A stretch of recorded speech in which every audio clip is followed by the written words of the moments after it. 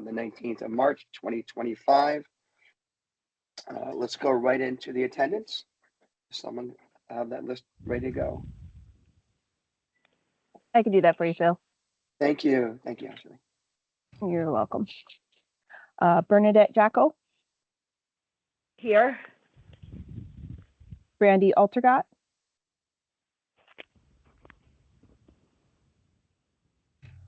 Carol Jenkins. I am here. Contessa Big Crow Jenkins.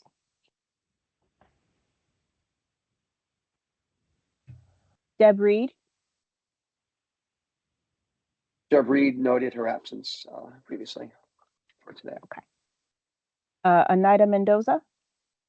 Here. Heidi Sulu. Sorry, Heidi. Saluski.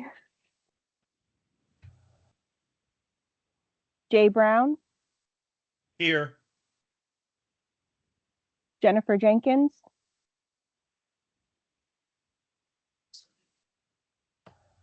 Jim Carbone. Jim Carbone. I'm Joe Carbone. Joe Carbone. Sorry. That's okay. Here. Don Carnamola. Here. Laura Knapp. Here. Lorianne Florio. Here. Lucretia Jones.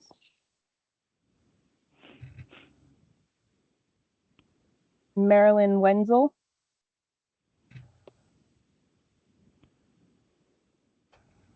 Melissa Thompson. I am present. Nicole Jazarian.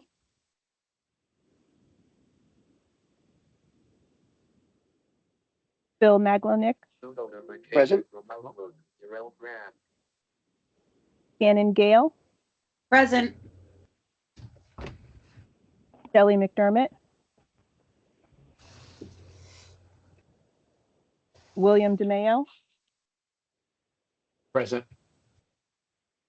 Jim McCullum. I'm present. That's everybody. Okay, sounds like we had more than 10 voting members, which will give us quorum. Any members of staff from BESB or any other state departments wish to make their attendance known? For the record. Hi, yeah, Mary Burgard. Thank you for being here, Mary. Supervisor, yeah. And someone else just entered. That was me, Heidi. I didn't know okay, if I'd sorry. be here for the conference or not, so. Okay.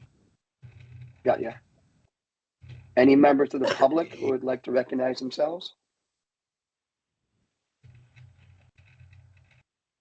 Hearing that, we'll go on to apparently any public comment. Good morning, Bill. I'm a little late. This is Shelley Ann checking in. Hi, Shelley. Good to have you here. All right. For those who have eyesight, they might see my phone flipping around a little bit because I'm running the agenda off my phone as well as the Teams. Old business. So we had a meeting, a regularly scheduled meeting in December, and then a special meeting in January to discuss the synergy report. Those were distributed by Ashley. If someone would like to make a motion to accept both meeting minutes in one motion, that would be fine. This Melissa making a motion to accept. Okay, do we have a second? This is Heidi. I'll second. Thank you, Heidi. Okay, so everyone had a chance to read the motion. Any discussion on any of the agendas, December and January? With none being heard, all in favor of approving the motion to accept the minutes as presented for the December 2024 and January 2025 meeting, signify by saying aye. Aye. Aye. All opposed? Abstentions? Motion passes. That was a great course. Thank you, everyone. Okay. Just scrolling through. Treasurer's report. I'm not sure if we have one. I don't think Hi, good anything has morning. been This is expended. Melissa. Hi, Melissa. Hi. So as of today, the SRC has not spent any of its allotted budget of $10,000. Okay, let's try to spend some money. Oh yeah. Okay, yeah, straight. Thank you for that. Work groups. We had 3 work group meetings, different work group meetings over the past few months, with Carol and myself being on all 3, and then varying members of the SRC. That participation is so greatly appreciated.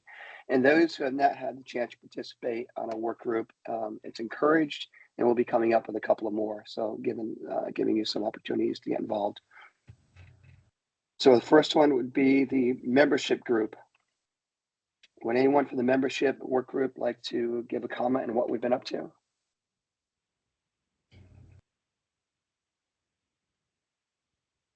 Okay, I'll do it. The membership group is working on something that I don't think we've touched upon before. Usually, in the past, since I've joined the SRC, the membership group has only been Lucretia with the assistance of the director. And we thought it would be helpful to have the membership group form a membership committee where we would have a standing committee of 2-3 people plus someone from the bureau to be able to field applications for new members onto the SRC. A lot of times we're getting referrals to the SRC where nobody knows where they are from, their background, perhaps whether or not they know what the responsibilities and roles of SRC members are. And we thought that the membership committee could receive the applications, go over them, maybe speak to the candidate, then let the director know, hey, yep, it's good to go, green light. And then the director would submit it to the governor's office for an appointment. Everyone agreed that that's a good way to go. The second thing the membership committee will be tasked with is providing onboarding and training for current members. I know that when people come on board, we send them a copy of the bylaws, they get a copy of the ethics code from the state, as well as some information about the Rehabilitation Act and the WIOA facts that bring us into existence and give us a charge what we have to do with respect to the VR program. So I never had an onboarding process. I don't think anyone has. And this will just be a way to get people up to date, have maybe quarterly or at a special, I've talked about a retreat for some time now. This could be something where we bring all the members together, maybe in the better weather, we can meet up at Windsor and have some briefings. Now, the National Council of State Rehabilitation Councils has a pretty good website, and we have been working through Carol's help in getting us the videos, reviewing some of the videos, and the trainings are available on that website, and we are council members. And we're sifting through the best ones that would be impactful and helping all the SRC members have a better grasp of what the SRC is and what our responsibilities are. So that's moving forward. We have a meeting tomorrow, actually. A couple weeks. Tomorrow is the other work group meeting. So when we get that all set, we'll present it to the entire SRC and we'll move forward with that. But it's just a way to give us a little more cohesion, everyone on the same page. And that's about it. Am I missing anything, Carol? Nope, that pretty much covered it. I just wanted to say the membership group, we also added a new council member, Jim McCullen, who was Yes. just formally appointed maybe 2 weeks ago. I was notified. I don't know. So I'm not sure if was able to make it today because Yeah, he just Jim's got here. Jim's here. Okay. Jim's here. Welcome. And the process is kind of lengthy. I recommended Jim way back in April. He just received his appointment. So that's another thing. If people on this council know people who may be of a great asset to the council, let us know. Let the membership committee know when we're up and running, and we could help vet that person and get them on board, because we do need all the help we can get, especially in the blind community. With that said, Jim, would you like to introduce yourself? Sure. Can everybody hear me okay? Yes. Okay, good. My name's Jim McCollum. I live in West Haven. I've been active in NFB for about 10 years. And I'm currently doing an on-the-job training situation with the Center for Disability Rights in West Haven. So I've gotten very busy very quickly. And right now I'm multitasking because I'm in the waiting room in a hospital because my wife's having a knee replacement. Oh, So boy. that's why I'm keeping my microphone muted quite a bit, because there's Sure, noise sure. around me. But I look forward to serving the council and getting to know everyone. Thank you, Jim. And please give your wife our best from myself and Hunter Alta. Sure. Second one is the work group is the satisfaction survey work group. Would anyone on that group like to give a kind of synopsis on what we accomplished so far? Don't be shy. Okay, we have met a couple of times. Our last meeting was last week. We met with Diana Cohen. She's a professor of political science at Central Connecticut State University, and sort of navigating us through what we need to do to kind of update our consumer satisfaction survey. She's been of great assistance. We've had meetings with homework and giving suggestions to it. And right now we'll be meeting probably within the next month with her coming back with a sample questionnaire, which we can use. And that the consumer satisfaction survey goes to all VR clients with closed cases, whether they had a successful outcome or unsuccessful outcome, or they just walked away from the program or moved. We just try to gauge where the services are so we can, of course, mostly looking for ways we can improve services to make sure everyone's getting what they need to get a job, keep a job, promote a job. And so that's been a great thing. And we're working on that, as well as some of the questions surrounding self-employment and everything related to becoming a VR client. So that's moving forward. The third group is the VR policy manual work group. And maybe Carol, you'd like to explain what the VR manual is and how we're working on that. I don't have as much expertise in this, but I'm at the meetings and in awe of the work of Carol, Laura Knapp, and Jennifer Jenkins on that. They really are pros on this.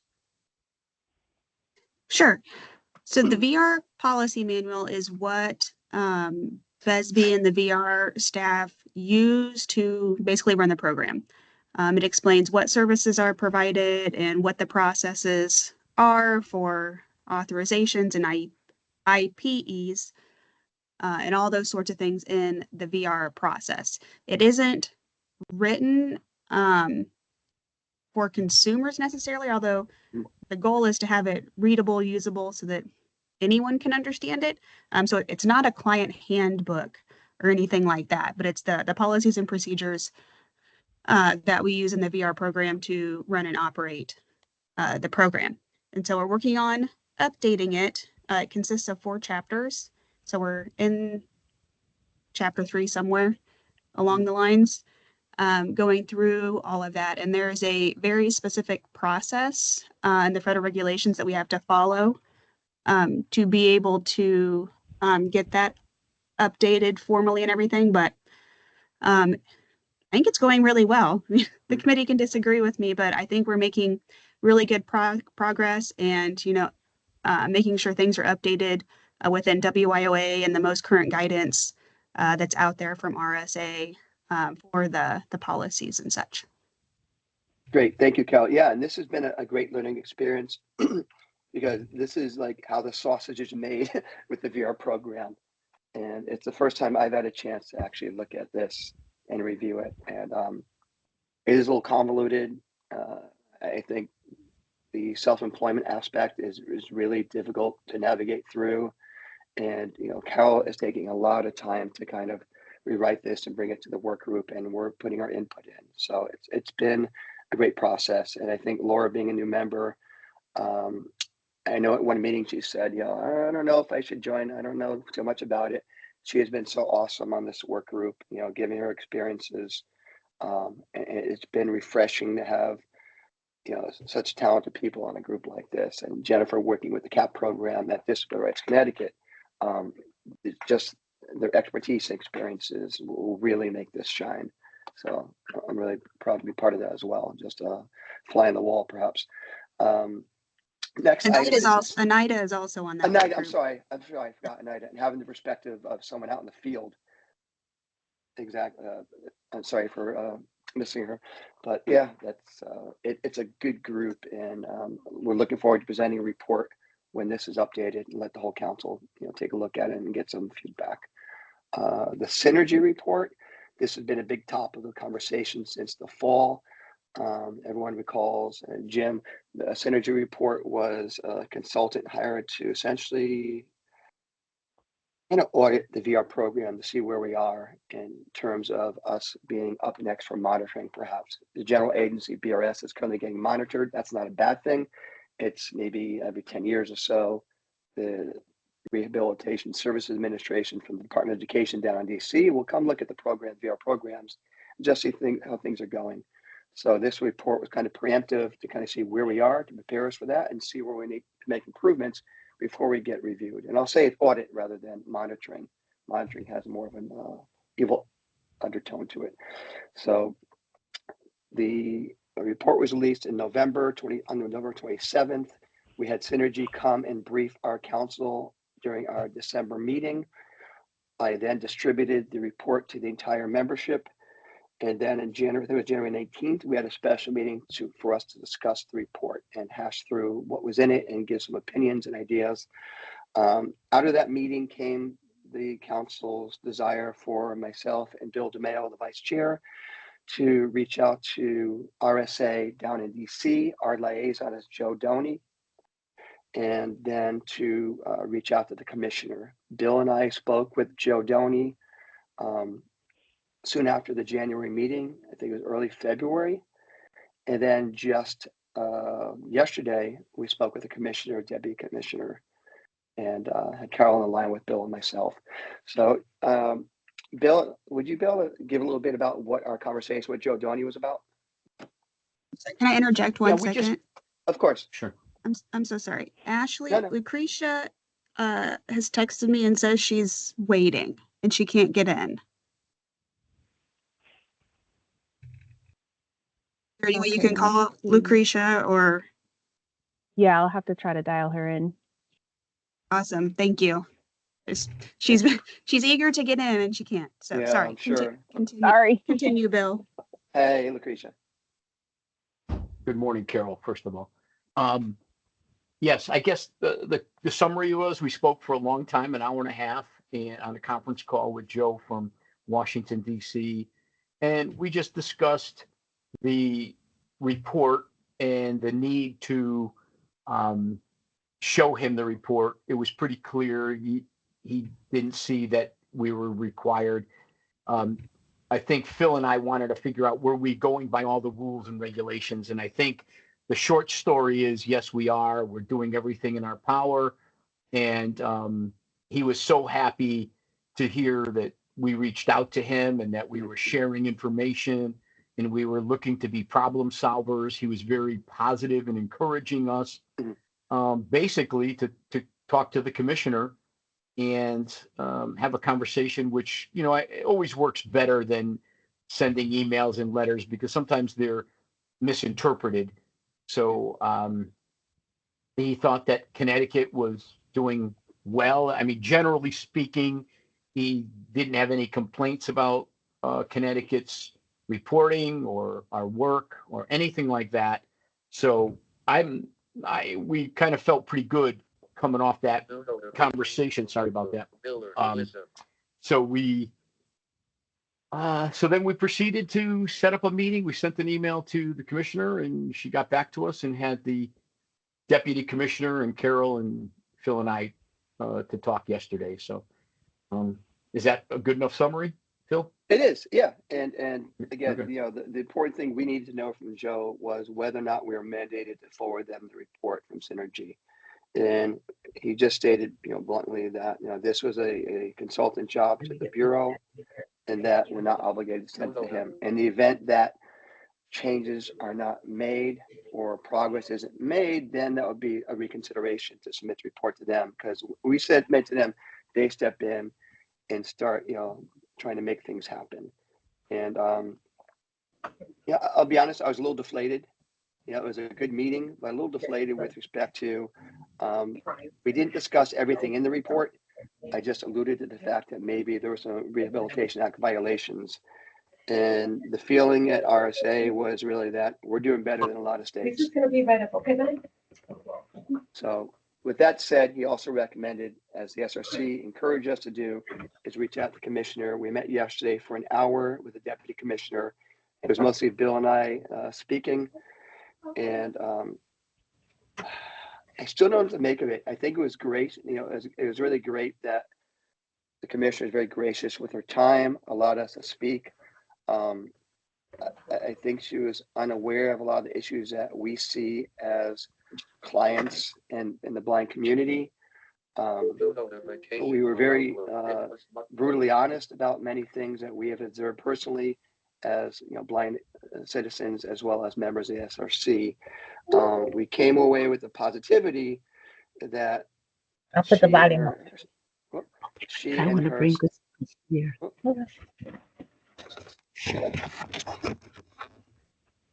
That she and her staff are there to support us in what we're doing. She did ask, or kind of, be delicate here, kind of alluded to the fact that it should be us, the SRC, and Carol working through that list from the Synergy report and prioritizing what we see are the first things that need to be addressed moving forward. Not only to make us compliant, but make the operation run a little more smoothly. And, it was a positive meeting. I think hearing from us was helpful. I know she, at one point, I can go on and on sometimes, and I have a lot of real life examples about things that I've experienced. And she was trying to keep up with the notes. And we said, no, let's just have a conversation. Don't worry about writing things down. So we cracked that door open. We have her, blessing to reach out to her when we need to, for any assistance we need, or just to run some ideas off her. I didn't realize that she has a VR background as a VR counselor. So she's aware of the processes. I think that'll be helpful. And she knows Joe Doney, has worked with him for years. And I think we did the right thing, and having that great conversation and being cordial, but being honest. And moving forward, we'll try to do that. So maybe we will have a work group a synergy work group where we can go ahead and work with Carol to come up with some ideas to how to mitigate some of these problems that have come up. The other thing I will note that, and I was not aware of this, the synergy report was written, and the commissioner let us know that, and this is the first time we heard that she was never interviewed by the consultants. That was problematic to me, and I'll be reaching out to Synergy, just letting them know that, the SRC and myself, a little disappointed that the commissioner, who overall heads the agency that oversees the Bureau, wasn't involved in the process. But that's really all I have to say. So we'll be moving forward. I could add in a little bit, Phil. I had a couple good takeaways, which I thought Phil and I brought up the culture of the BESB department, of the staff, and the union issues that are so numerous for Carol to have to deal with, and suggested, and I think we're all on the same page, that the commissioner has to be totally supportive of Carol to be able to deal with culture change that takes a long time, and also dealing with all the minuscule union grievances that the staff is throwing in her way to kind of make things mucky the water. And so we talked about that, and we talked about being on a unified page. And I think she was supportive of that and positive of that. And I think the count of our SRC has to be supportive of Carol too, to move forward, to make this a positive marketing and advertising program, because our reputation out there with NFB and ACB is not good, quite frankly. It's terrible. And people are so afraid of BESB staff of if they complain, then they'll get their programs eliminated or reduced, or they won't get the service they're needing. And I'm hearing that almost every meeting I go to. So I think that was important. And then the other great thing was the finance staff is now working and the HR staff is now working better with Carol and giving her things that in the formats that she needs. And that's very positive. And then the real good takeaway is, as many of you know, I love We're the getting a marketing and raise. That's a good news. the marketing and advertising part, which I believe BESB needs a facelift, and they need to be a shot in the arm for the public and the blind community to know we exist and we're here.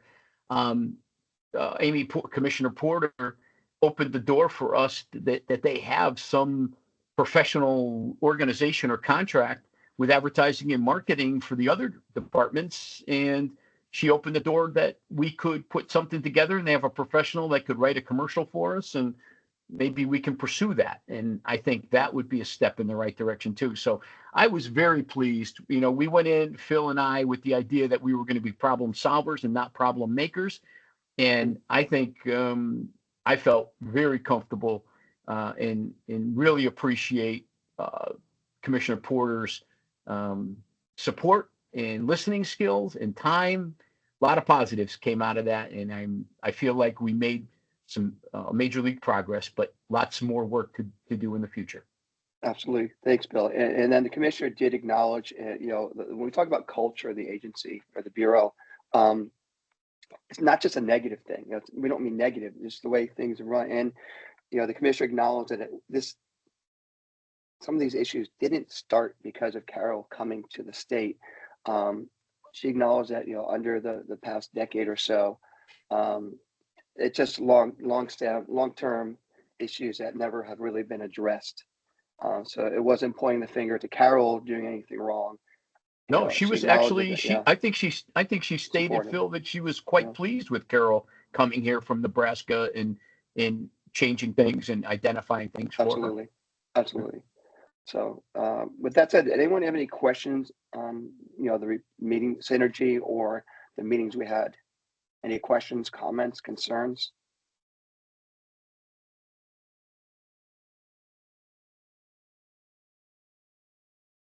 I just heard a tumbleweed roll by. Let's move I hear on to new crickets. business. I hear crickets. I turned those off a long time ago. New business. I'm going to jump right to Carol for the director's report, please. And she did send, in the email sent by Ashley, there were parts of the report and financials. So I'm not going to have her repeat everything that was already sent out. But if there are any highlights she wants to bring to our attention or anything going on that was not included in the reports. Thank you. So just a couple of updates because I did that report a while ago. I'll let Mary, when she does her update, talk about her staff positions. But in children's services, we did hire one teacher of the visually impaired and then one more orientation and mobility instructor. And so those two positions have been filled, and one of the employees have started and the other one starts next Friday, maybe. And then we're still moving forward with the case management system and exploring that and options. And so that's still quite a large work in progress. And then on the budget side, a couple of things that I don't know aren't necessarily in there. The federal fiscal year 23 funds, we actually spent all of those. And so, yay, we didn't actually return any funds. And it had been, Right. I'm not sure how many years since BESB didn't return any funds. So we're currently working on 24 funds, and there are some staff vacancies, which will probably cause us to return some funds. But I don't want to change our spending pattern, because as soon as you increase something, that's what can lead to issues. And so we're in a really good spot, at a really good pace. And so I'd like to keep that pace going. Good to hear. Yes. So I don't know if there are any questions about the budget. We have not yet received our full federal fiscal year 25 grant. We've only received about 1.7. I say received. We've been awarded about 1.7 million out of approximately 3.4, 3.5 is what we usually get. for our federal grant. And so as everybody knows, everything's kind of up in the air at the federal level right now, but BESB is good. We have funds, we're business as usual. So no change there. And then I wanted to mention that supported employment funds. So years 22 and 23, we returned all those funds. We were able to meet match and carry it over, but we weren't able to spend those funds because with supported employment, you have to spend youth portions first before you can spend the adult portion. And so you have to spend proportionately. And then in 24 funds, we weren't able to meet match. And so we will be returning those funds. And so we're currently have 25 funds available to use. But the challenge comes with youth, you have to age 24. And then with the state of Connecticut in school, students can stay in high school or, high school transitional program until the end of the school year on their 22nd birthday. So it lessens the amount of time that we have to get students, permanently, I shouldn't say students, youth permanently employed, especially when they have no like real world work experience most of the time. So that is a challenge, and supported employment funds cannot be used until the person is permanently employed. So unless anyone has questions, that's my brief update. Any questions, comments, explanations needed? Sorry, Okay, this is please, Ashley. I just want to let Yes, Ashley. everybody know that they're currently muted. So cut down on background noise. They would have to Okay. unmute themselves. Thank you. A question for Carol. Can you give some examples of what supportive employment funds can be used for? Sure. The majority of the time, it is for on-the-job supports, such as job coaching or any additional assessments that may be needed once the person is employed. But it's anything after permanent employment. So those are the kind of the two primary things. And it could be, I don't know, equipment or something that's needed on the job or those things. And I don't know, Mary may be a better person to answer. Okay. Thanks for the question, John.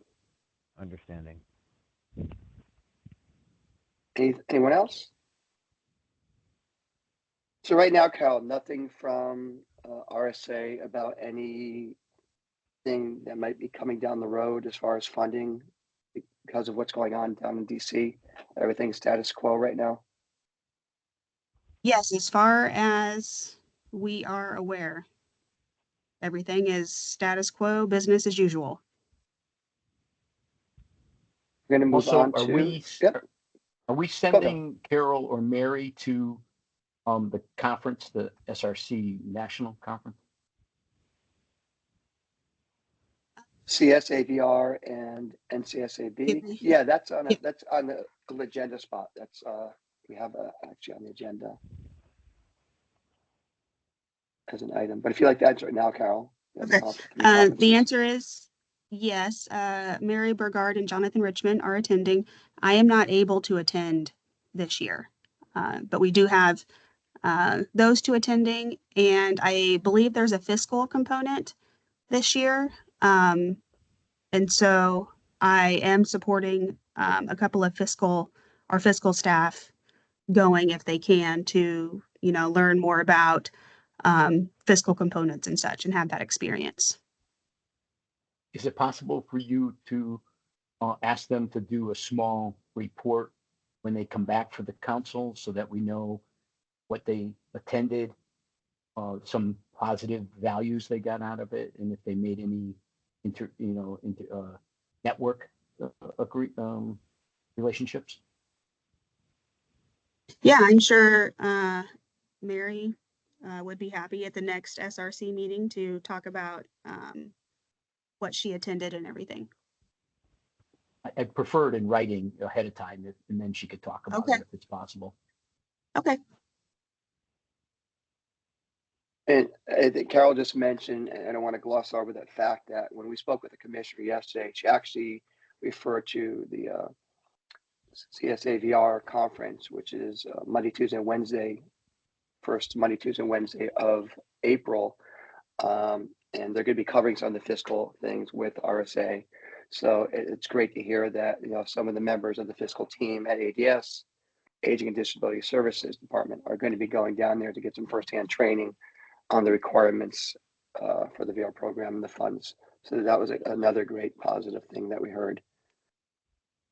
And since we're on that topic of Bethesda, I will only be attending this year the first 2 days. There's literally 8 days of conferences starting on Friday the 4th. Saturday and Sunday, 5th and 6th, is the National Council of State Rehabilitation Councils. That will be the only conference I'm attending. I will not be attending CSAVR and NCSAB, which is National Council of State Agencies for the Blind, only because I figure it'll save the state some money or our program some money, as well as I got the most out of the ability to network with other national, other SRC chairs and members at this event. And I'm sure they'll address anything from RSA that needs to be addressed to the SRCs right there. So don't need to have the information, you know, fed to me twice. And so I'll be going down Friday and coming back on Monday morning. So, and I'll present a report to the council in writing as well, just so people can look over it. Some people really don't like being put on the spot to ask or answer questions. So if I present it in writing, then they can look it over before the next meeting. And then this will be the last year in Bethesda for the spring conferences. I'm not sure where they're moving till next. Maybe they'll announce it next month. But in the fall conference will be in San Diego, California. All right. So with that said, if there are no more questions, let's move on to the VR supervisor report. That'd be Mary Burgard. We're glad to have you Excuse- here today. Okay. Excuse me, I'm sorry, Mary. This is Heidi Slutsky. I have the conference. I have to go because I have another meeting. I just wanted to let you know. So I have to go to I didn't know if I'd be Okay. able to make it at all, but I had the conference, but I wanted to at least pop in while I could. Okay, Heidi. Okay? Thank you. All right. Thank you. Have a good day, everyone. I'm sorry, Mary. Go Okay. ahead, please. No problem. Yeah, good morning, everyone. I'll try to make my report brief as well. But just to kind of give you an update regarding our positions, because it's kind of a big deal for us. We actually recruited I want to say December, January, for 4 positions. So 3 of them are VR counselors. 1 is a bilingual counselor. We don't have any other bilingual counselors. So we're looking to replace our bilingual counselor who left last fall to cover the state, and then 2 VR counselor positions. We lost both of our transition counselors over the past few months. We've decided not to specialize the counselors into transition. So they're going to be regular VR counselor positions. And we also recruited for a rehab technologist. So we were able to fill the position for a rehab technologist. He is starting. His name is Chris Guzari. I probably butchering his name. Eventually I'll be able to get it right. But he actually currently works at BESB as a special assistant to the blind, and he's coming over as a rehab technologist on April 4th. So we're really excited to have him. He's a great candidate. He also is bilingual. So he has offered to, even though it's not a bilingual position, do rehab technologist evaluations in Spanish. So that's going to be huge for us. He's also bilingual in a couple other languages as well, which he's also offered to do. So we're really excited about that. We got 0 candidates for a bilingual counselor position, so we were not able to fill that. We For our other two positions, we actually only had one qualified person, and we interviewed her, and she has accepted the job as of a half hour ago. So we're Wow. really excited. She's a great, we're actually couldn't be luckier, to be honest with you. The candidates are few and far between. We're kind of competing against our general agency, who has recruited, has a lot of VR counselor positions that they filled over the last year. So we were able to get this person coming from Massachusetts. She actually currently works at Massability, which is the Massachusetts General VR Agency, and she's currently a VR counselor with her master's in rehab counseling. So we are thrilled. She's coming with experience, not many years experience. So she's, relatively new to the field, but enough to meet the qualifications. And she seems great and very flexible. She'll be covering she'll be helping out in the north central part of the state. And, kind of covering, we're not really sure exactly what, but she's going to be up in the north, kind of covering east and west to help out those two counselors. We still have the other two positions that we're hoping to fill. We're going to go back and recruit probably closer to the end of April, hoping that we're going to get individuals graduating in May that may be interested in applying from the master's programs. So we're thinking hopefully we'll grab more people if we go in the spring, and we're gonna, try to recruit when we're out, or at least market our program and when we're out at CSA VR. So yeah, we still have those two positions. Currently, we have all of our counselors carrying transition cases, which is going to remain in effect after we do fill these positions. It's a little bit of an adjustment because it is a different job working with the transition, but we've tried it a few different ways in our program, and we feel it works the best having the counselors be the pre-eds counselors. It hasn't worked out for a variety of different reasons, having it specialized. So far it's working out great. The counselors have been wonderful and very, helpful and accommodating. And honestly, we haven't had many problems. Our problem is that they're just overwhelmed with large cases. But as far as hitting the ground running and jumping in and working with our transition students, it's been pretty seamless, to be honest with you. It's just that we just don't have enough counselors to go around for the number of clients that we have. This compared to this time last year, the complaints are minimal. Last year there was a lot, and that's when we had transition counselors. So far all that's going well. I did kind of highlight some of the activities we have done with transition. Obviously I only went back the last 3 months because we don't really do a ton of stuff in the winter and around the holidays and stuff, but we did this year, so I'm just kind of highlighting the last 3 months, what we did do. Mary? We had I'm sorry, a bunch Mary? of it. Yep. Just a quick question. We have several new members joining over the last few months, Sure. even since the last meeting. Can you just explain to everyone the difference between a rehab teacher and a VR counselor, as well as what a transition student is? Sure.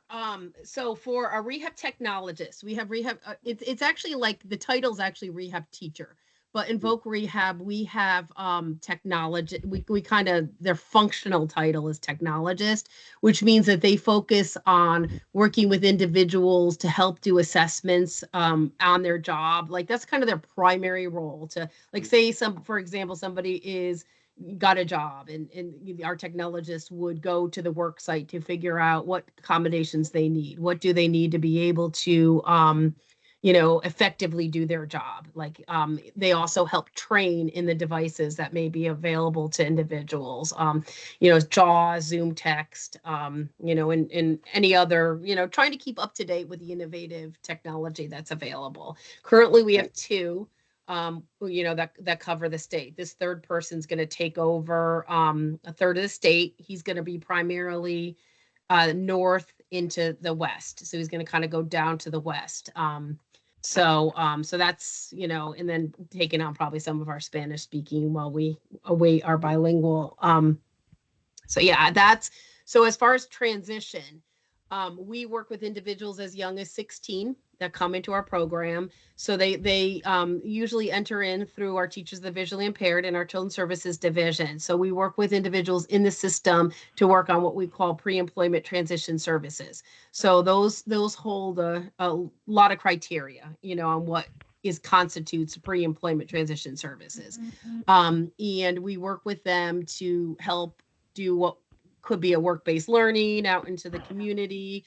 We contract out with agencies that will help them get a part-time job, like it could be anywhere from CVS to, you know, they're usually more entry-level jobs to get, you know, what it's like to work, the soft skills. You know, so we'll work with contracted agency. We send them to a lot of different programs, especially in the summer. It could be Perkins School for the Blind has a lot of programs, Carroll Center, Visions in New York. So we'll send individuals to paying, you know, for them to attend these programs. The you know, WIOA has a 15-cent that you set aside. I don't know if Carol's ever, yeah, I'm sure probably at some point has, you know, described, you know, this to us, but we have to spend 15% of our budget on pre-employment transition service, and it has to be very specific to transition students. So, you know, we've tried it a few different ways to have, you know, specialized staff just working on that. And where we've seen is that the counselor piece of it was suffering, that we were getting individuals coming in and they really weren't qualified as counselors as much. You know, they were focusing more on the, you know, school piece of it. So having our counselors do this has been very beneficial. It's basically, you know, just working with the school districts to help get these programs in place and dealing with the parents. So it's a little bit different in that respect. We do have a transition coordinator who has been in place now for a while, and she comes with years experience as a counselor. So luckily, with all the changeover, she still's been in place. So the programs that we run and have organized have stayed in place. You know, we've done quite a bit actually, programs for our transition students. So that has been pretty much seamless. She can't be a counselor due to her role, you know, because it just they're kind of conflicting. So she can't carry a caseload because that's a whole different job title and union and everything else. So, but you know, so our counselors will work very closely with her to help set up these jobs. Great. So I hope And that then answers your question. yeah, exactly. And then the vocational rehabilitation counselor, for those who don't know, essentially does everything else, correct? Maybe you want to explain Yes. that. Yes, they work with, you know, from 16 on to exiting the program to help individuals find and maintain employment. So that in every service that kind of goes along with that, including college. So, you know, there's a, you know, a variety of services. The counselor's pretty much the primary case manager that links to the services, such as a technologist. So if they had a technology need, the counselor makes a referral to the technologist. The counselor will make a referral to a community rehab provider, for example. If we wanted to contract out anything, the counselor is the one who kind of coordinates those services. So in VR, the counselors are the primary person that coordinate our client services. Okay. Great. I think that was very helpful for those who may be unaware of some of these names or positions, but thank you. Please continue. Okay, perfect. So I just want to give you a little bit of an idea of our transition events that we've done, because we've done quite a few.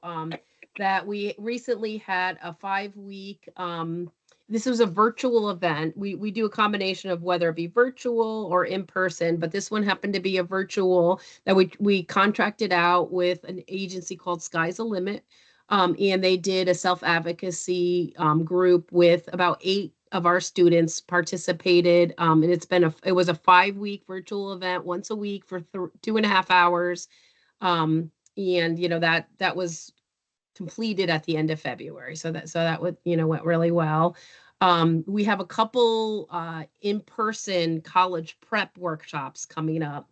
We have one coming up on April 4th, and that's going to be at Central Connecticut State University. It's going to be held from 9 to 3. It's an all-day event that our counselor coordinator and our transition coordinator are going to be leading the event and bringing in some people from the disability office, the financial aid offices. So there's going to be a few guest speakers as well, just to kind of help individuals going into college to navigate that process.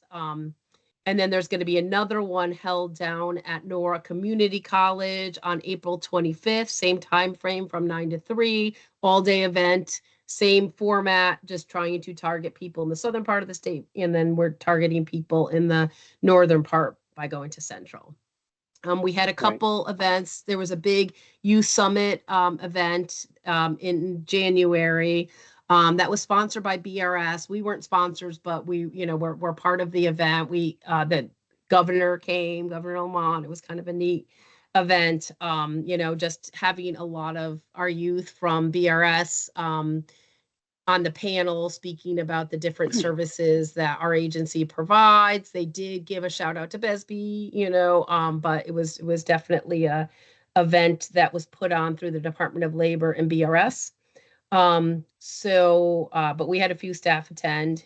And then there's been a couple of resource fairs. There's one today, I believe, or maybe it was yesterday at the Veterans.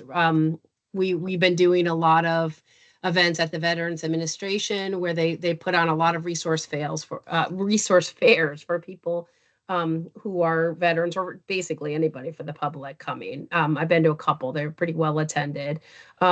In January, we did a big disability resource fair at Mohegan Sun, where we had a table and there was about 30 vendors there in some breakout sessions. So we had a bunch of staff attend that all day. And that's pretty much it.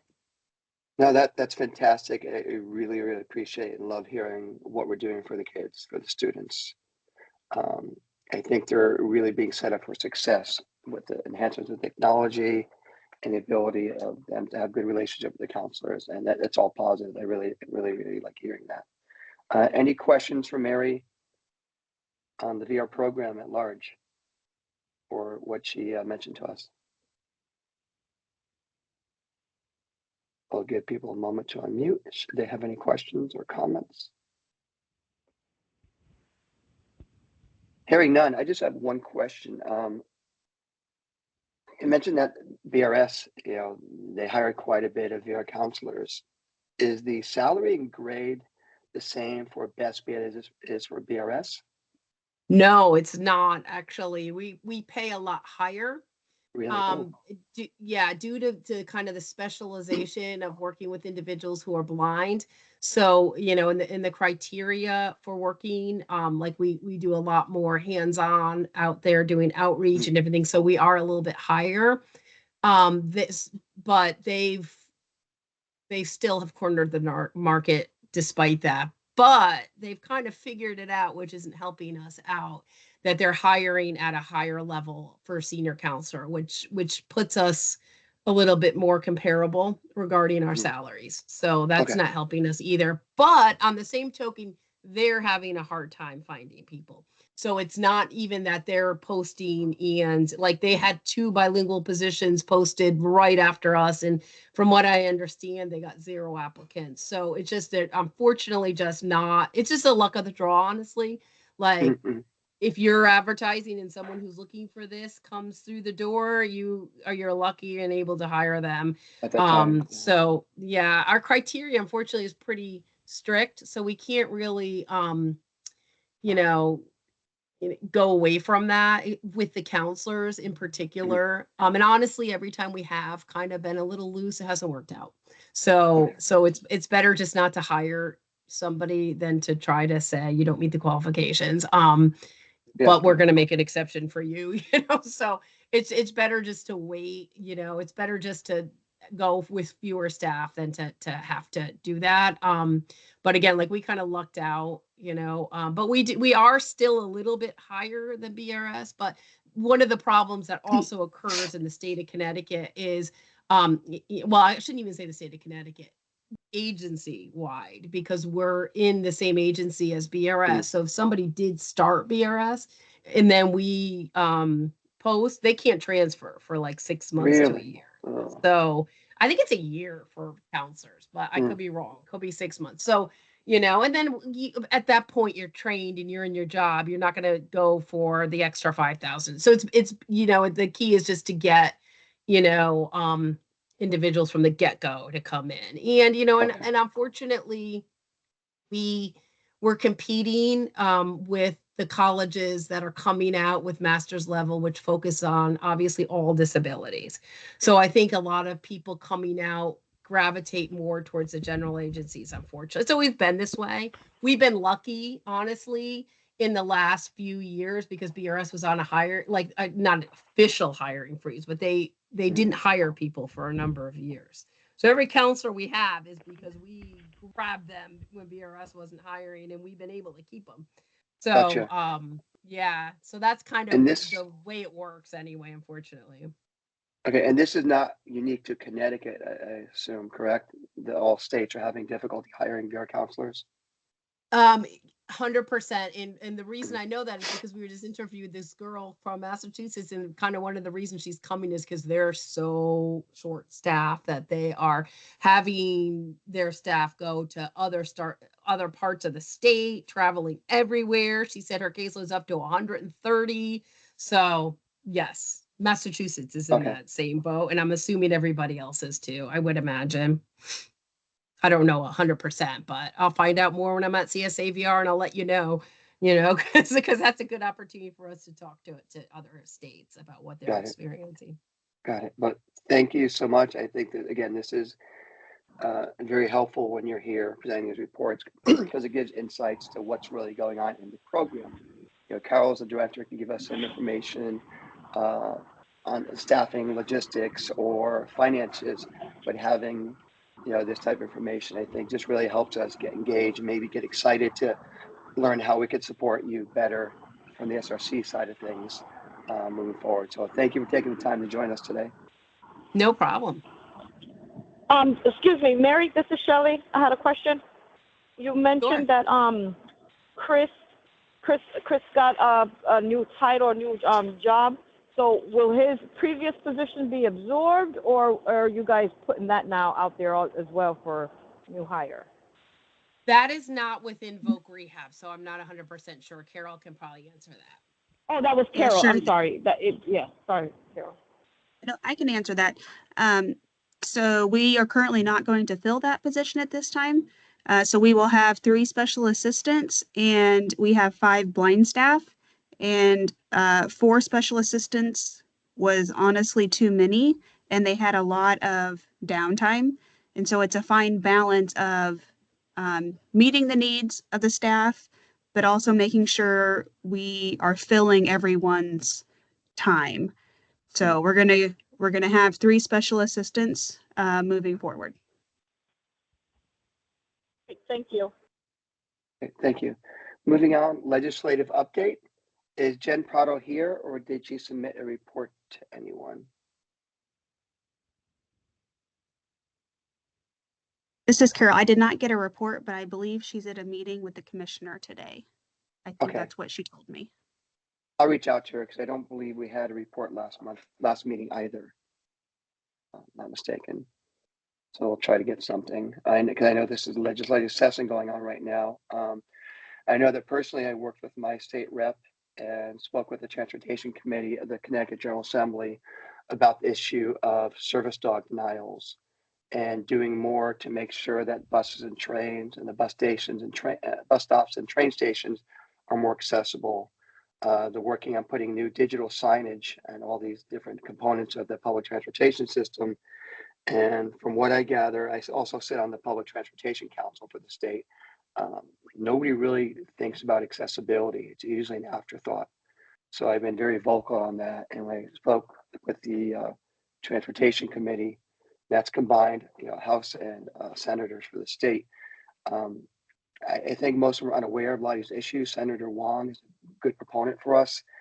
And I just saw something pass through committee that included things for the Transportation Council, but it didn't see anything disability or blind specific. So I'll have to follow up with Matt Blumenthal, and maybe Jen can check on that and give us even send out an email blast, any updates she's heard, anything which may affect any of our populations. Next will be Bethesda. We've talked about that. SRC email and phone line. Carol, I guess that'll be you. Yes, so I think this has been an ongoing question for a little while, and I'm just gonna read the options. So the IT team, which for the state is called BITS, and it's an acronym, and I don't remember what that stands for. They can create a distribution list for the SRC. So that way, when an email comes into that distribution list, a copy of that will automatically be forwarded to every council member who has access to that.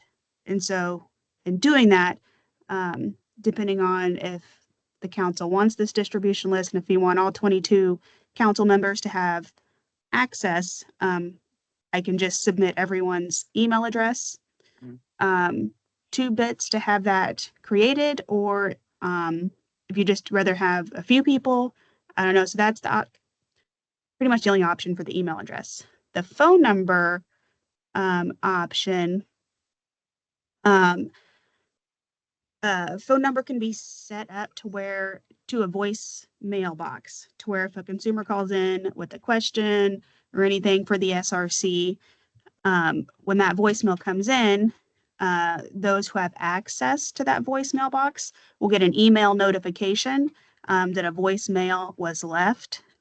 So they know that they can go either call in and check the voicemail box, but the voicemail also comes as an attachment in an email as an audio file. That's great. That's a big step forward. There may not be a lot of use for it, but you never know. If we put it up there, if you build it, they will come. So hopefully they'll work with it. With respect to the email, for those who are unaware and new, I've been asking for years for a state email address for all council members. In the appointment letters we received, it does say that we are indeed, appointed by the governor, and therefore officials of the administrative branch of the government. Yet we are being forced to use our personal email addresses. And under FOIA, should there be a FOIA request or information about a meeting or an email or about a member on the council, they can go, although they're not looking at per se, going in to look at all your email, they might see all of your email with personal information while they're looking for anything related to the SRC members or business. That's been a concern of mine. So far, the state has refused to provide these email addresses. The example I give is that I am the chair of the ADA Council for the city of Stamford, Connecticut, and they mandate that all members use a city email address for this reason alone, so that our personal data and emails are not subject to a FOIA search. So I'll keep pushing any way I can with that. I'll speak with my representative, who's Matt Blumenthal, who has quite a bit of clout up in Hartford, to see what he thinks about this and what he can do to help maybe move this along. But right now, I think the phone option is a great idea to have something, as well as the email chain. I don't know how much that will hurt or help. It might help, Ashley or Lucretia in sending out correspondence to members. I believe in transparency, so anything that comes to the council, everyone should have the option to view it and make comment on it. So I guess I'll open it up for discussion. And the other last thing is with respect to that official email address and a phone number. It's good for credentials. I go to these conferences or go to places and or to the hotel or to the saying I went to government rate, and they're like, well, what credentials do you have? I have nothing but a business card and made it like Staples saying I'm the chair of the SRC. So having some sort of official credentials would be helpful, especially I'm acting as chair of the council. So with that, I'm going to open up to any questions or concerns again with respect to us having a main distribution list for emails coming into the SRC, as well as having a dedicated phone line for us that we could pass on to chair and vice chair and members of the elected board, treasurer, and secretary moving forward. I really would like to hear what people think about these things. I think it's great that Carol worked so hard to at least get us to this point, because it's been a contention of mine for many years. And if nobody volunteers to ask something, I'm going to point to someone. So, Phil, Yes, John. my only thought on having a distribution list for the entire SRC, I think it's got a lot of value to it, but I also think that if someone starts to work on anything with an external party, right, so use yourself, right, if you are communicating with someone from a conference using that email address, the SRC may get more emails than are needed for everyone in the council, and also you won't be able to necessarily communicate out with it. So emails you sent would come from you anyway. I think it's a good idea. I think it's something we should certainly do, and I think having a presence to say, you know, SRC as a whole to receive emails rather than us personally is very much helpful and would be good. But I don't know that it fully solves the challenge of having this mixture of work and personal emails. Gotcha. There are tools out there that you can use to get either a masked email or just to make a new email. Right? Obviously, you can make your own Gmail account or something similar. But there are also tools that you could use to forward mail. And if we're unable to get CT email addresses, those might be worthwhile to investigate if we are concerned about legal aspects. Yeah, I certainly am, you know, with the FOIA, because again, on the city one, we're all mandated to use a government email address that they provide for us, you know, pretty easily. It's not a big deal, even though we're appointed by the mayor and serve at her leisure. So yeah, I take those points. Yeah, and I would certainly feel much more comfortable if we had our official SRC email addresses. I don't like using my personal email for work stuff, but in this case, you know, we don't really have a choice so far. So I would also be in support of that, and I would appreciate having the separation as well. Thank you, John. Yeah, and same with me, Phil. I would not want to get a whole bunch of emails because two reasons. One, they get all messy with all the emails I get every day anyway. But the second thing is, I had maybe 4,000 emails from the last 3 years. I'm sorry, I won't do that FOI. again. Yeah. So I don't want to get involved in the FOI thing again if I can help it. Good points.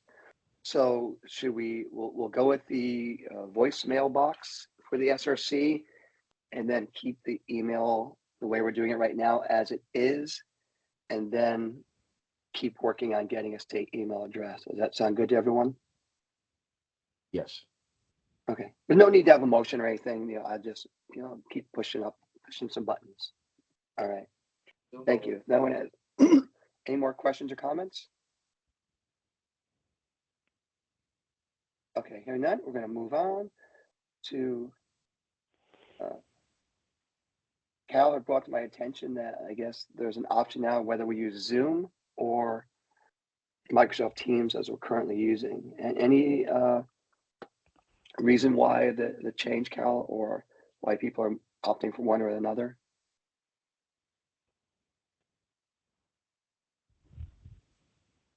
Sorry, I was muted. It's okay. In a lot of my other board meetings, the board members have opted for Zoom because a lot of them, you know, happen to be blind and they find Zoom easier to use, more user-friendly. And, you know, like if you're a JAWS user, it tells you the shortcut key to do certain things, to where Teams is more convoluted and not quite as user-friendly. But it is an option for the boards to use.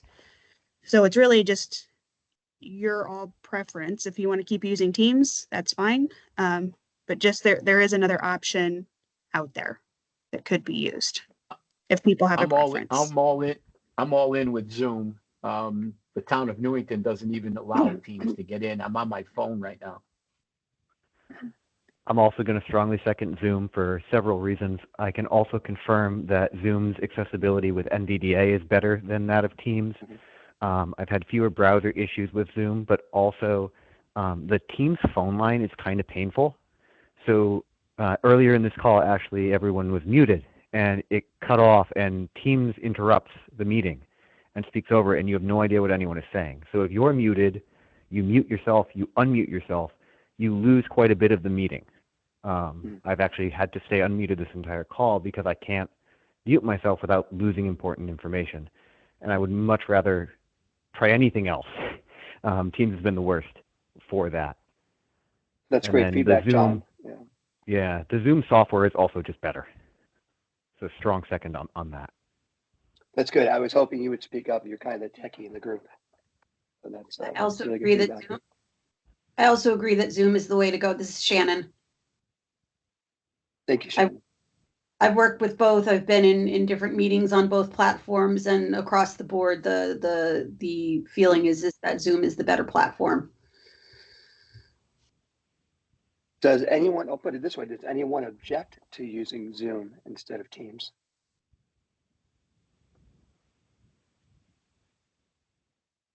Zoom it is. Yeah, hearing nothing, again, I don't believe it's necessary to have a motion. This is a technical aspect of things, not a decision-making process per se. So we'll just go to Zoom then, Carol. Moving forward. Okay.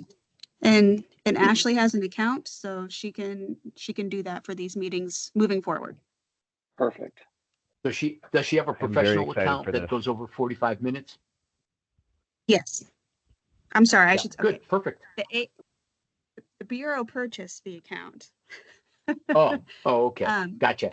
Ashley's the one assigned to the account for VR. The administrator Perfect. of the Excellent. Zoom. Thank Perfect. you. And Ashley, we want to thank you again for all the hard work you do on behalf of the SRC. Just want to give you another plug and a shout out. Next will be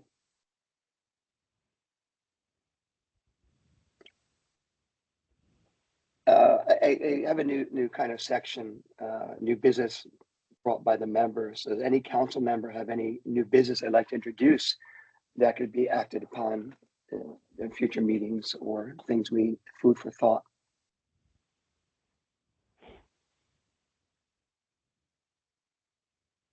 Right, Matt?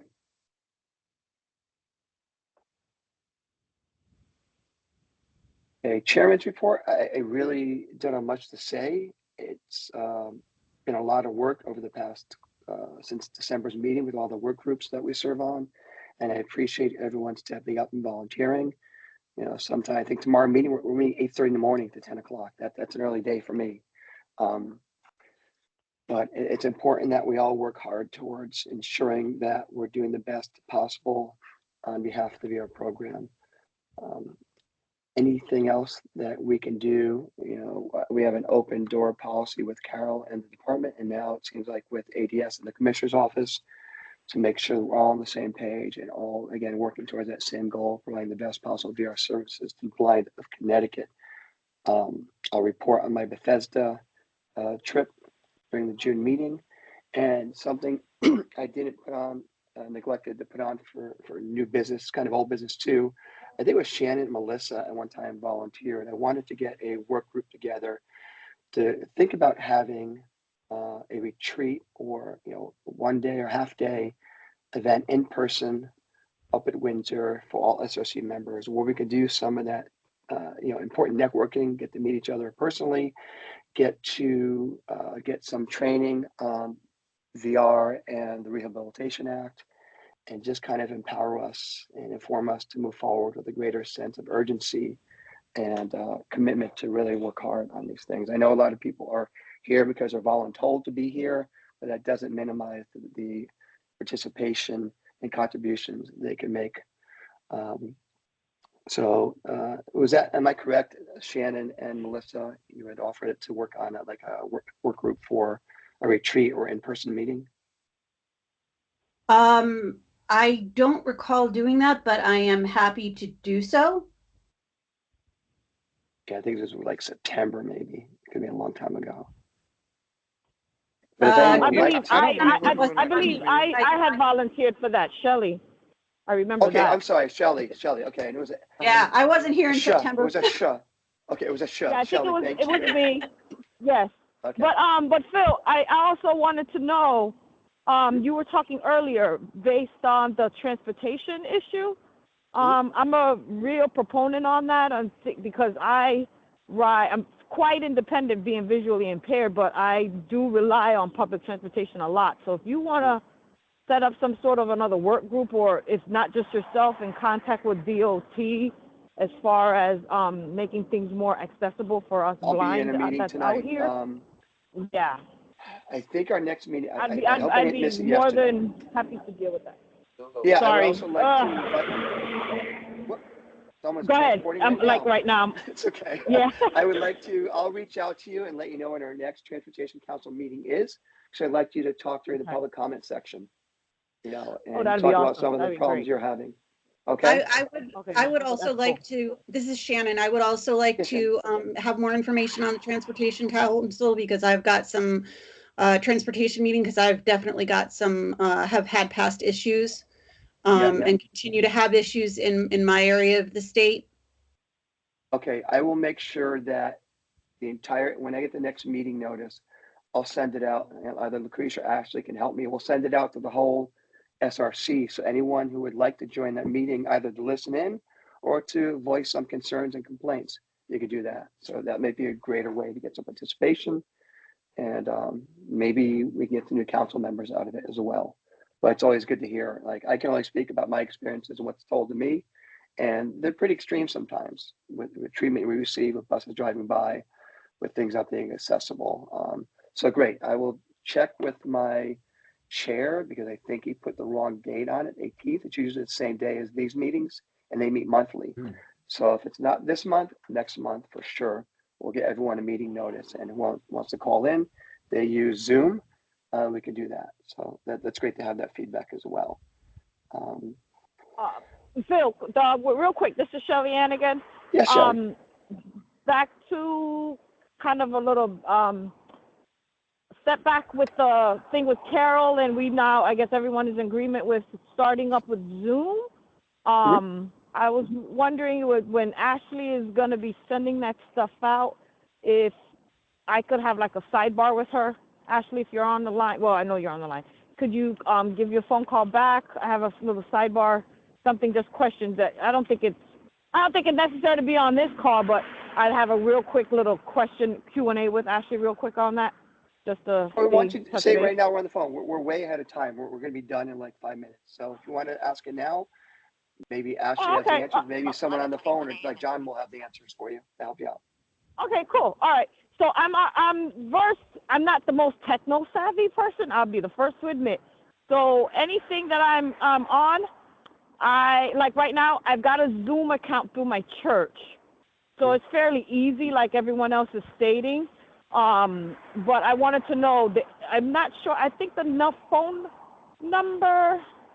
No, I think I'm overthinking this. I think the number that you guys have is no. I'm saying the whole Zoom thing. I use it on a phone that like the other gentleman who's mentioned. He doesn't like to use personal email with visits. Me too. So I kind of like to have things separated. So whatever information I gave the gentleman who interviewed us before we got appointed, I just wanted to verify all that stuff is still the same with the information that I would use on Zoom. Like I said, it wasn't. It'll be no different than using Teams. What you can do if you're using a phone and you don't even need to use the Zoom app if you're not tech savvy or like a little nervous about it.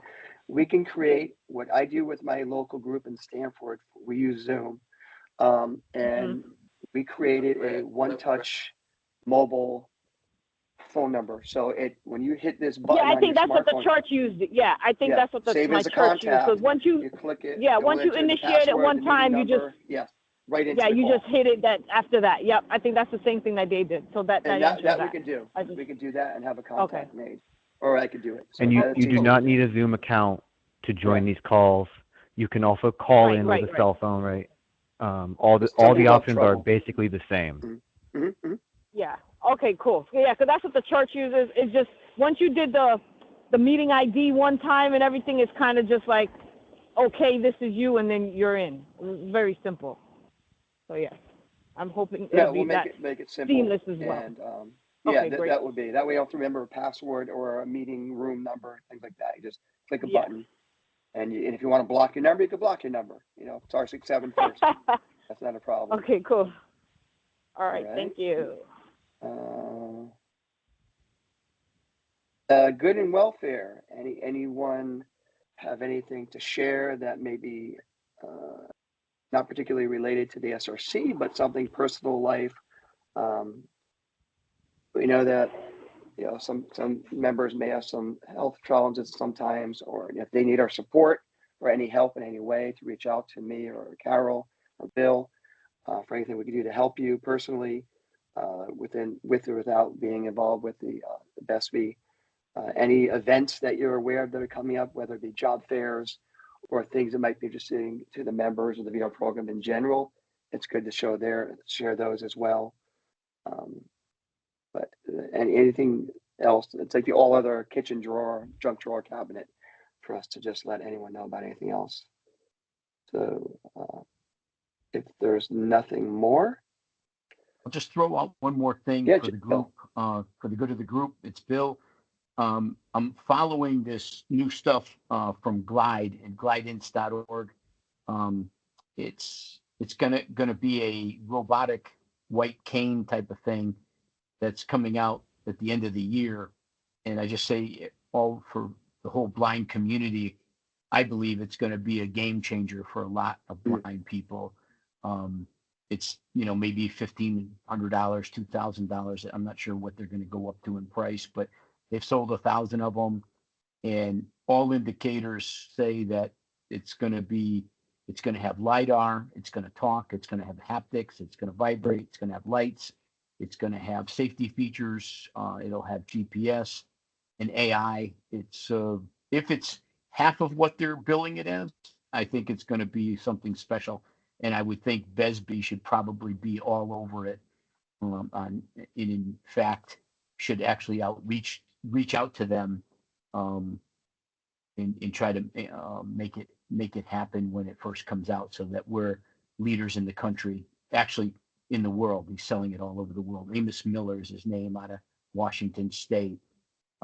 Great guy, and he's put together like 6 of what I consider the smartest robotic engineers I've ever talked to.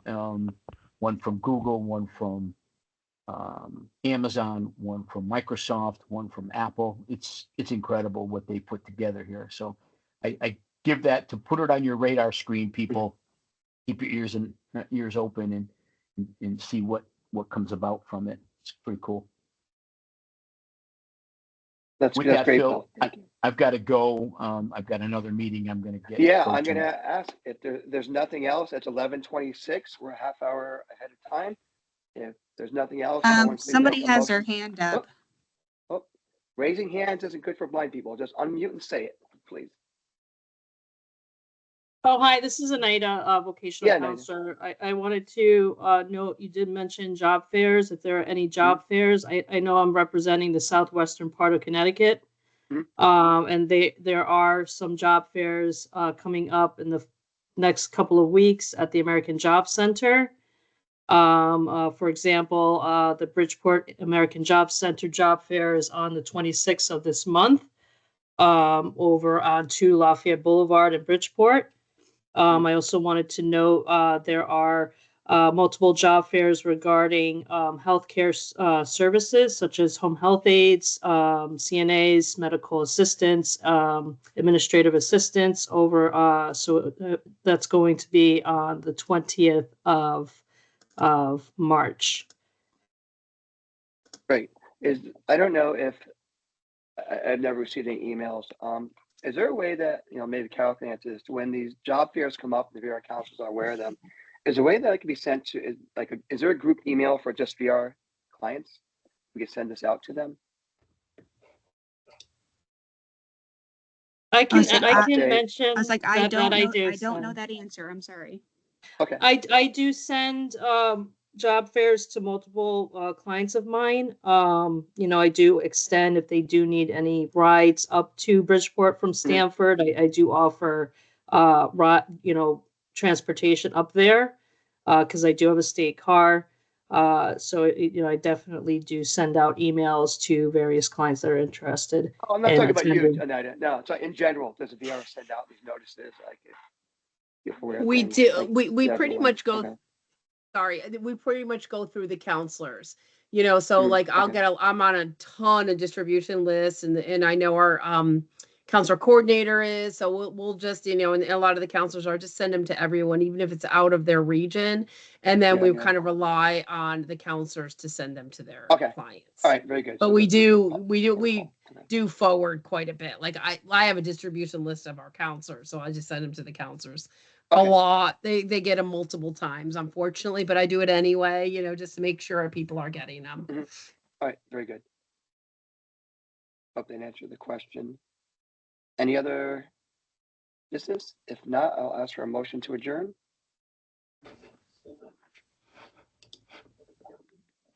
This is Lucretia. Will a motion to adjourn our meeting? Thank you, Lucretia. Do we have a second? This is Laura Knapp. I'll be the second. Thank you, Lori. All in favor of adjourning? It's a silly question, but I have to ask it. Say aye. Aye. Aye. All opposed? Any abstentions? You just want to stay hanging on the line? Nobody. Okay, with that, 11:30 a.m., I call the meeting adjourned. Thank you, everyone, so much. Enjoy the nice weather. Thank You you. too. Thank you, Phil. Yeah. Thank you, Bye-bye. Carol. Bye.